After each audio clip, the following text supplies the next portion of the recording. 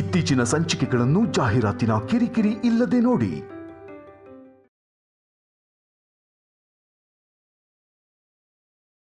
ಕಲ್ಯಾಣಿ ನನ್ನ ಜೊತೆ ಜೀವನನ ಹಂಚ್ಕೊಂಡ್ರೆ ನೀನ್ ನನಗೋಸ್ಕರ ಜೀವನೇ ತೆಯ್ದಿದ್ಯಾಮ. ಅದಕ್ಕೆ ನಿನಗೋಸ್ಕರ ಇನ್ನೊಂದು ಸೀರೆನ ತಯಾರು ಮಾಡಿದ್ದೀನಿ. ದೊಡ್ಡವಳು ಅಂತ ಮೊದಲು ನಿನಗೆ ಕೊಡಬೇಕು ಅನ್ಕೊಂಡಿದ್ದೆ, ಆದರೆ ನೀನೇ ಪೂಜೆಗಿಟ್ಟು ಹೀಗೆ ಮಾಡ್ಕೊಂಡೆ. ಹೀಗಾಗತ್ತೆ ಅಂತ ನಾನು ನಿಜವಾಗ್ಲೂ ಅನ್ಕೊಂಡಿರ್ಲಿಲ್ಲಮ್ಮ.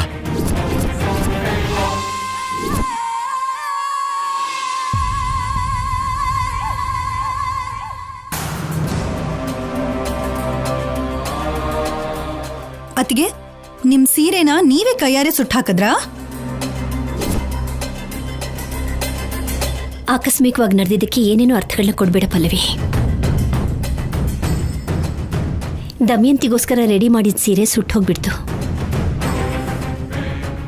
ಇಂಥ ಪರಿಸ್ಥಿತಿಲಿ ಕಲ್ಯಾಣಿಗೆ ನೀನ್ ಸೀರೆ ಕೊಡೋದು ಅಂದ್ರೆ ಸರಿ ಹೋಗಲ್ಲ ಶೌರ್ಯ. ಹೌದು ಆಫೀಸರ್, ನೀವು ನನ್ನ ಮೇಲಿಟ್ಟಿರೋ ಪ್ರೀತಿನೇ ನನಗೆ ತುಂಬಾ ದೊಡ್ಡ ಗಿಫ್ಟ್. ನಿಮ್ಮ ಅತ್ತೆಗೆ ಅದೃಷ್ಟ ಇಲ್ಲಮ್ಮ.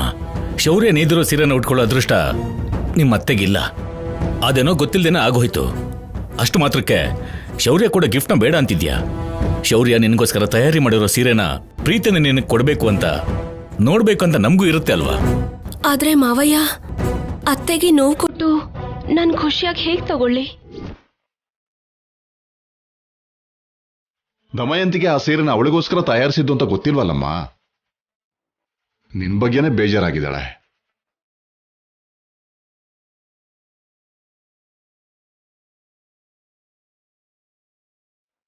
ಅತ್ತೆ ಸೊಸೆ ಇಬ್ರು ಶೌರ್ಯ ನೇಯ್ದಿರೋ ಸೀರೆನ ನಮ್ ಕಣ್ಮುಂದೆ ನೀವಿಬ್ರು ಸಂತೋಷವಾಗಿ ಉಟ್ಕೊಂಡ್ಬಂದಿದ್ರೆ ನಮಗೂ ಕೂಡ ತುಂಬಾ ಸಂತೋಷ ಆಗ್ತಾ ಇತ್ತು.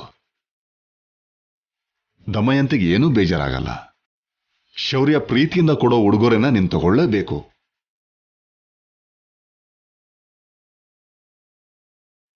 ಹೌದಮ್ಮ, ದಮಯಂತಿ ಬಗ್ಗೆ ಯೋಚನೆ ಮಾಡಬೇಡ. ಶೌರ್ಯ, ಹೋಗಿ ಸೀರೆ ತಂದ್ಕೊಡು. ಸರಿ ಅಜ್ಜಿ.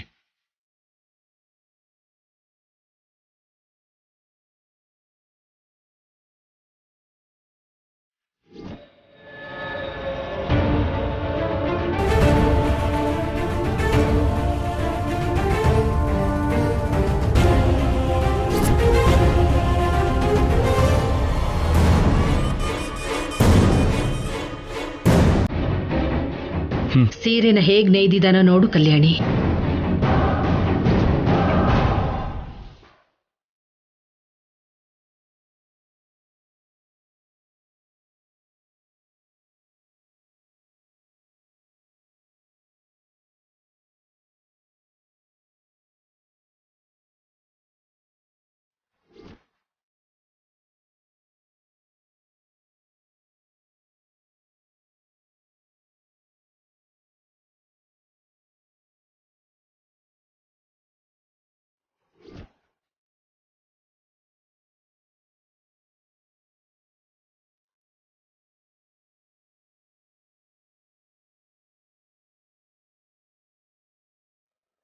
ಸೂಪರ್ ಶೌರ್ಯ, ಸೀರೆ ಸಕ್ಕತ್ತಾಗಿದೆ.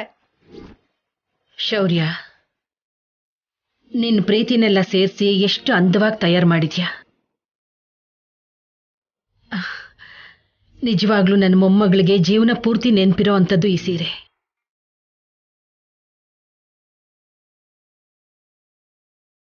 ಕಲ್ಯಾಣಿಗೆ ತುಂಬಾ ಚೆನ್ನಾಗಿ ಕಾಣಿಸತ್ತಮ್ಮ. ಎಲ್ಲಿ ಅದನ್ನು ಕೂಡ ದೇವ್ರ ಮುಂದೆ ಇಟ್ಟು ಪೂಜೆ ಮಾಡೋಣ. ಕೊಡಿಲಿ. ಇರು ದಮಯಂತಿ.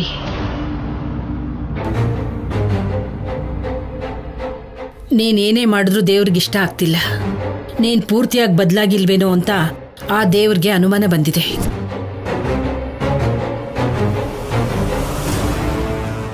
ಅರ್ಶಿನ ಕುಂಕುಮ ಹಚ್ಚಿಟ್ರು ಅದು ಕೈಗೆ ಬರ್ದಂಗಾಯ್ತು. ಕಲ್ಯಾಣಿಗೆ ನಿನ್ ಕೈಯಾರೆ ಬೇಡ. ಅನುಪಮ, ಈ ಸೀರೆಗೆ ಅರ್ಶಿನ ಕುಂಕುಮ ಹಚ್ಚಿ ಯಾವುದೇ ಕೇಡಾಗಬಾರ್ದು ಅಂತ ಕೇಳ್ಕೊಂಡು ಶೌರ್ಯಂಗೆ ಕೊಡು. ಸರಿಮ್ಮ.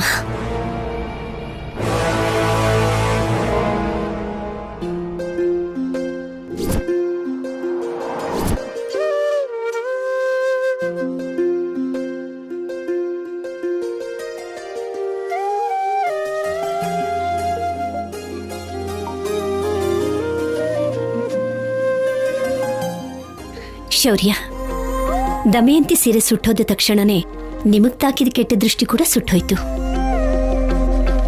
ಇನ್ ನಿಮ್ಮಿಬ್ರಿಗೆ ಯಾವುದು ಕೆಟ್ಟದ್ ನಡೆಯಲ್ಲ. ತಗೋ, ಇದನ್ ಕಲ್ಯಾಣಿ ಕೊಡು.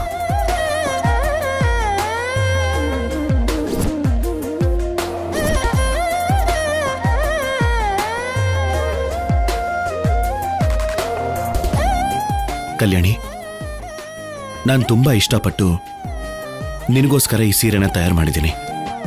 ಇದ್ರ ಬೆಲೆ ಎಷ್ಟಿರುತ್ತೋ ಅಂತ ನನಗೆ ಗೊತ್ತಿಲ್ಲ.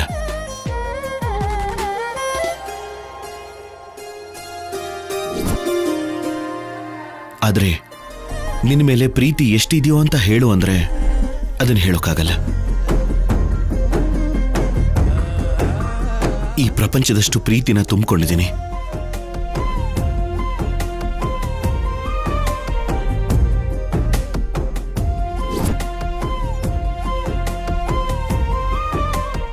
ನೀನ್ ನನಗೋಸ್ಕರ ಮಾಡಿರೋ ತ್ಯಾಗಗಳಿಗೆ,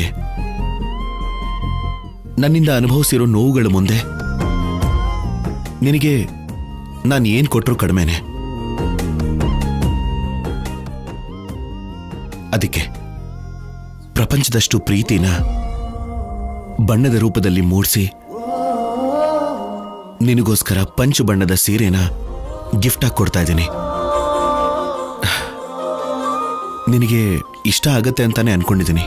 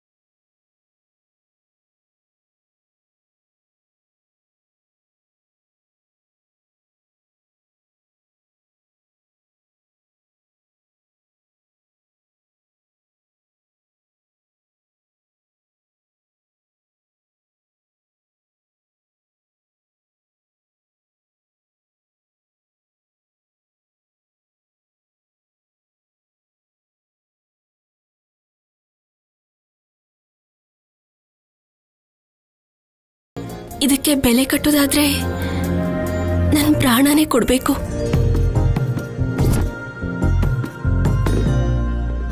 ಈ ಅಮ್ಮ ನನ್ನ ಅಮ್ಮನ ಸ್ಥಾನ ತುಂಬಿದ್ರೆ, ನೀವು ನನ್ನ ತಂದೆ ಸ್ಥಾನ ತುಂಬಿದ್ದೀರಾ.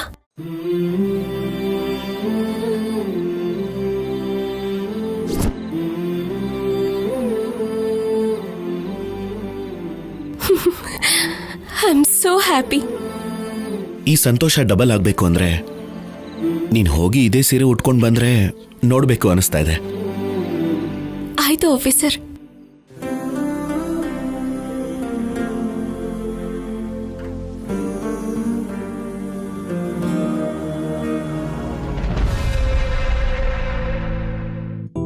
ಏನ್ ಯೋಚನೆ ಮಾಡ್ತಿದ್ಯಾ ಸಿದ್ದು?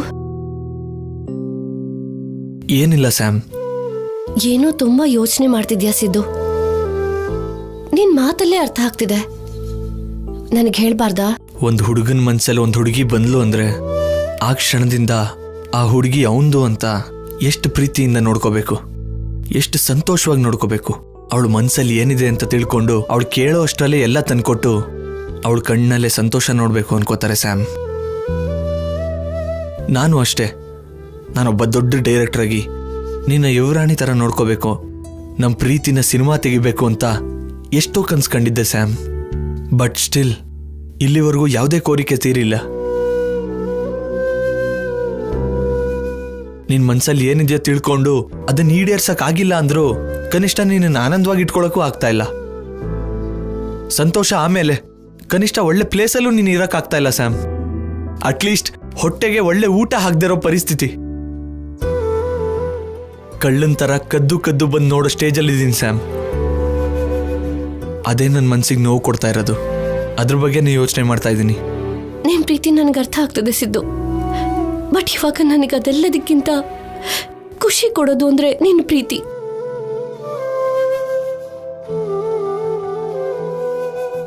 ಆಮೇಲೆ ಆ ಕಲ್ಯಾಣಿ ಅಳು. ನನಗೆ ನಂಬಿಕೆ ಇದೆ ಸಿದ್ದು, ನೀನ್ ಸದ್ಯದಲ್ಲೇ ನೀನ್ ಅನ್ಕೊಂಡಿರೋ ಹಾಗೆ ನನ್ನನ್ನ ಮಹಾರಾಣಿ ಹಾಗೆ ನೋಡ್ಕೋತೀಯ ಅಂತ. ನಾನ್ ನಿನ್ ಪಕ್ಕದಲ್ಲಿರುವಾಗ ಎಂತ ಪೊಸಿಷನ್ ಅಲ್ಲಿದ್ರು ಹ್ಯಾಪಿಯಾಗಿರ್ತೀನಿ ಸಿದ್ದು.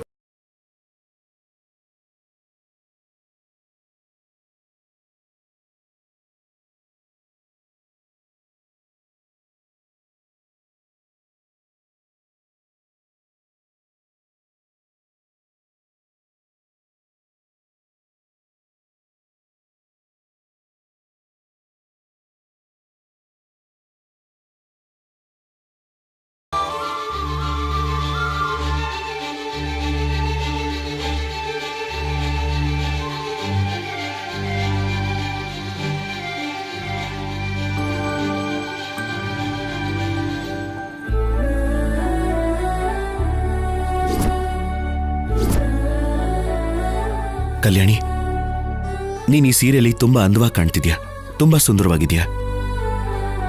ನನ್ನ ಮಗಳು ಮಿಂಚ್ತಾ ಇದ್ದಾಳೆ ಅಂದ್ರೆ ಅದಕ್ಕೆ ಕಾರಣ ನೀನ್ ಕೊಟ್ಟ ಸೀರೆ ಶೌರ್ಯ.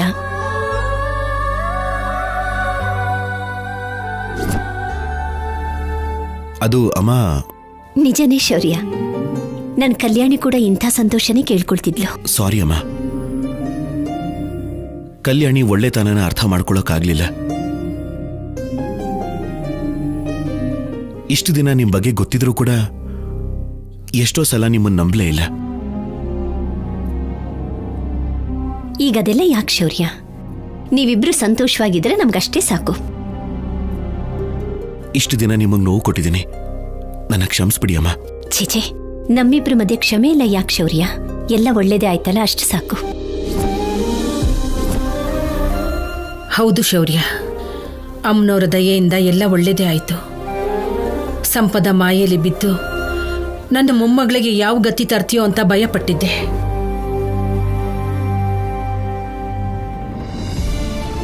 ಆದ್ರೆ ಶಿಕ್ಷೆನ ಕೊಡ್ಬೇಕಾಗಿರೋರ್ಗೆ ಕೊಟ್ಟಿದ್ಯಾ. ಆವಾಗ ನಿಜವಾದ ಪೊಲೀಸ್ ಆಫೀಸರ್ ಅನ್ಸ್ಕೊಂಡೆ. ಈಗ ಗಂಡನಾಗಿ ಪ್ರೀತಿಯಿಂದ ಅವಳಿಗೋಸ್ಕರ ಸೀರೆನೇ ನೇಯ್ದಿದ್ಯಾ. ನನ್ನ ಮೊಮ್ಮಗಳು ತುಂಬಾ ಅದೃಷ್ಟ ಮಾಡಿದಾಳಪ್ಪ.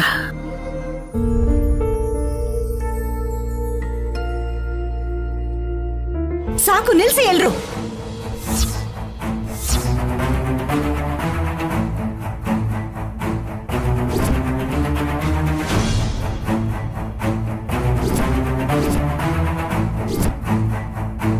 ಆಹಾ, ನಿಮ್ಮ ಆವೇಶ ನೋಡಿ ಎಷ್ಟು ದಿನ ಆಯ್ತು ಅತ್ತಿಗೆ. ನನ್ ಮಗನ್ನ ಹೊಗಳ್ತಿದಿರೋ ಬೈತಿದಿರೋ ಗೊತ್ತಾಗ್ತಾ ಇಲ್ಲ. ಯಾರು ಹೇಗ್ ಆಡಿಸ್ತಿರೋ ಅವನು ಹಾಗೆ ಆಡ್ತಾ ಇದ್ದಾನೆ ಅಂತ ಅನ್ನಿಸ್ತಿದೆ ನನ್ಗೆ.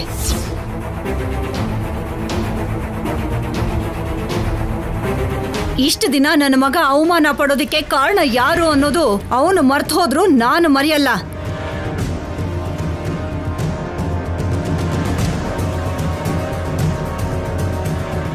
ನನ್ನ ಮೊಮ್ಮಗಳ ಸಂತೋಷನ ನೋಡಕ್ಕಾಗದೆ ಹೇಗೆ ಶುರು ಮಾಡ್ಬಿಟ್ಟಿಯಾ? ಅಮ್ಮ, ನಾನು ನಿನ್ನ ಹಾಗೆ ತಪ್ಪಾಗಿ ಅರ್ಥ ಮಾಡ್ಕೊಂಡಿದ್ದೆ. ಇಲ್ಲಿ ಯಾರು ಚಿಕ್ಕ ಮಕ್ಕಳಿಲ್ಲಮ್ಮ. ಯಾರಿಗೇನ್ ಮಾಡಬೇಕು ಅಂತ ತುಂಬಾ ಚೆನ್ನಾಗಿ ಗೊತ್ತಿದೆ ಅನ್ಸತ್ತೆ. ಅನುಪಮ ಅಮ್ಮನಿಗೆ ತನ್ನ ಮಗಳ ಭವಿಷ್ಯ ಚೆನ್ನಾಗಿರ್ಬೇಕು, ನೀನು ನನ್ನ ಜೀವನ ಚೆನ್ನಾಗಿರ್ಬೇಕು ಅಂತ ಯೋಚನೆ ಮಾಡ್ತಿದ್ಯಾ.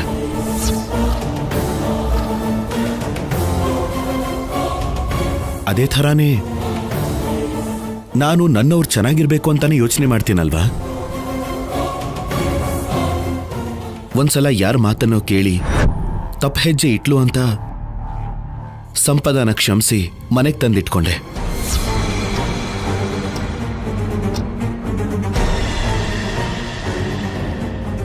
ಆದ್ರೂ ಮನ್ಸು ಬದಲಾಯಿಸ್ಕೊಳ್ಳಿಲ್ಲ ಅಂದ್ರೆ ಇನ್ಯಾವತ್ತೂ ಬದಲಾಗಲ್ಲ ಅಂತಾನೆ ಅರ್ಥ. ಸಂಪದ ನಾನು ಮದುವೆ ಮಾಡ್ಕೊಳ್ಳೋಕೆ ಮುಂಚೆಯಿಂದಾನೇ ಹೀಗೆ ಇದ್ದಾಳೆ ಅಂತ ಅರ್ಥ. ನಾನೇ ಅನಾವಶ್ಯಕವಾಗಿ ಕಲ್ಯಾಣಿಗೆ ಶಿಕ್ಷೆ ಕೊಟ್ಟೆ. ಅಟ್ಲೀಸ್ಟ್ ಪ್ರೀತಿ ತೋರಿಸದೇ ಇದ್ರೆ ಹೇಗಮ್ಮ?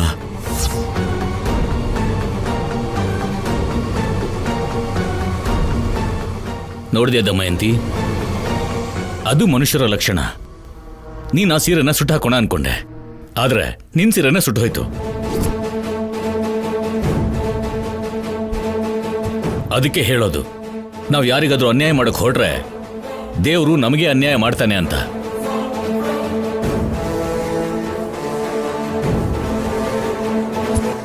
ಈಗ್ಲಾದ್ರೂ ತಿಳ್ಕೊ, ನೀನೆಷ್ಟೇ ಪ್ಲಾನ್ ಹಾಕಿದ್ರು ಕೂಡ ಅವ್ರ ಪ್ರೀತಿ ಮುಂದೆ ನೀನೇ ಸೋಲ್ತೀಯ.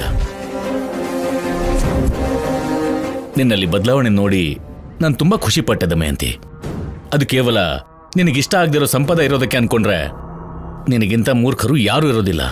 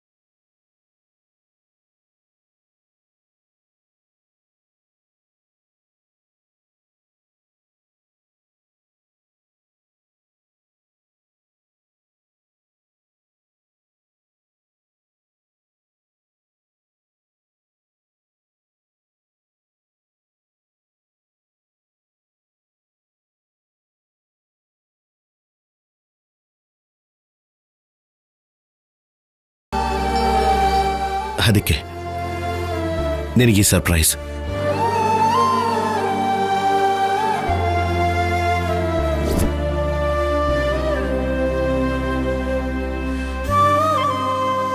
ಅದು ಶೌರ್ಯ. ಗಂಡ ಹೆಂಡತಿ ಅಂದ್ರೆ ಹೀಗೆ ಪ್ರೀತಿಯಿಂದ ಇರಬೇಕು. ಆಫೀಸರ್, ಇಲ್ಲಿ ಕೊಡಿ, ಇಟ್ಕೊಳ್ತೀನಿ. ಬೇಡ, ನಾನೇ ಸ್ವತಃ ನಿನ್ ಕಾಲಿಗೆ ಹಾಕ್ತೀನಿ.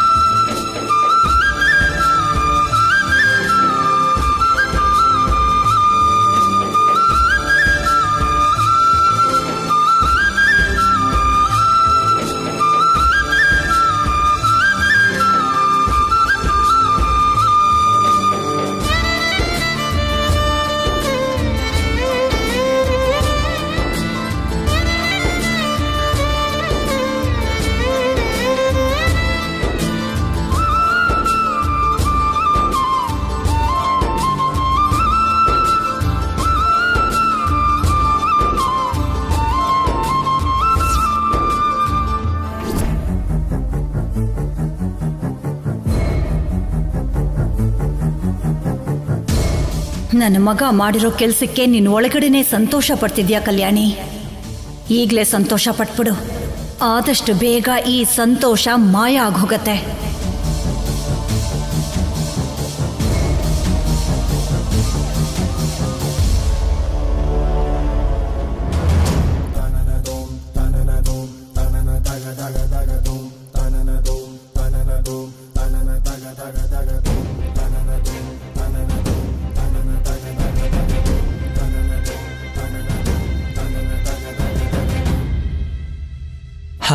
ಸ್ಯಾಮ್, ನಿನಗೋಸ್ಕರ ಐಸ್ ಕ್ರೀಮ್ ತಂದಿದ್ದೀನಿ. ಬೇಡ ಸಿದ್ದು. ಏನಾಯ್ತು ಸ್ಯಾಮ್? ನಿನಗೆ ಐಸ್ ಕ್ರೀಮ್ ಅಂದ್ರೆ ಇಷ್ಟನೇ ಅಲ್ವಾ? ಬೇಡ ಸಿದ್ದು. ಏನಾಯ್ತು ಸ್ಯಾಮ್?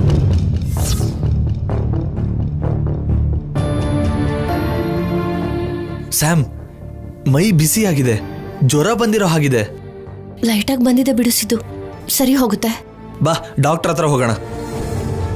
ಚಿಕ್ಕ ಟ್ಯಾಬ್ಲೆಟ್ ತಗೊಂಡ್ರೆ ಕಡಿಮೆ ಆಗೋಗುತ್ತೆ ಸಿದ್ದು.